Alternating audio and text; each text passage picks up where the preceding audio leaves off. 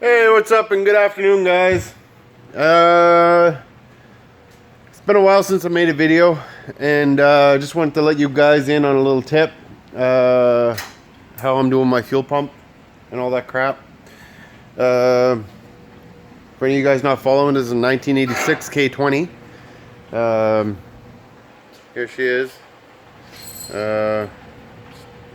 Figuring out all the wiring. And this is my LS swap. Nothing fancy, just something that works better than the 6.2 diesel. So the issue I'm having today is my my fuel gauge. Couldn't get it figured out. Couldn't get it working. So what you need to look for is this 18 gauge pink wire. It's on your bulkhead. So that's your fuel gauge. I finally got it figured out. There's the fuel gauge inside. Brighten her up. There.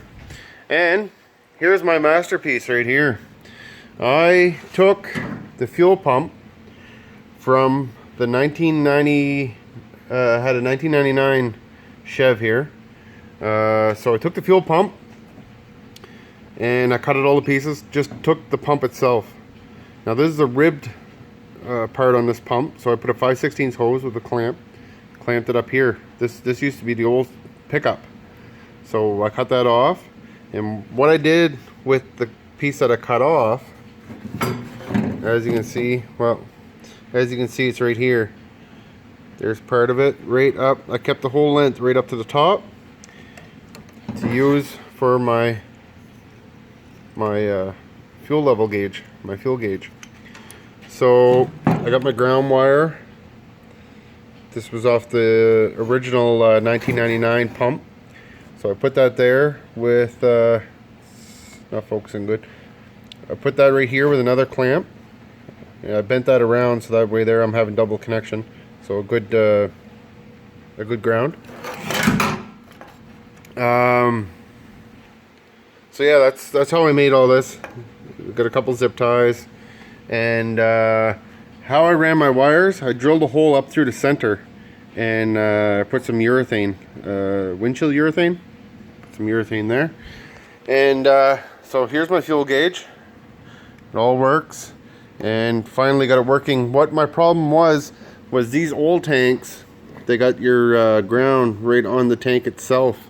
And with this one here, I needed to ground it to the actual ground wire on this pump. Because, well, obviously it's all rubber hoses now, and I didn't really realize that when I was screwing around for the last 20 minutes trying to figure out why I didn't have any fuel gauge.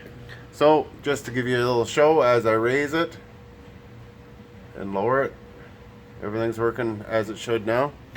And I had the truck fired up with this this sending unit, fuel pressure, this everything, fuel gauge, whatever. Fuel pump. There we go.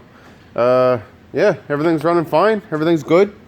I used some of my rubber, high pressure rubber hose onto my original steel hose. Some clamps, and I'll show you what I used up here. I bought the aftermarket clamps. You can't really see them, but they clip on. The aftermarket ones. I got some over here. Here they are. Here's one here. I just use that. They're ribbed. So this is a 3/8 you need, and a 5/16. And anyway, no leaks. Everything's running good. And yeah. So this is a budget build.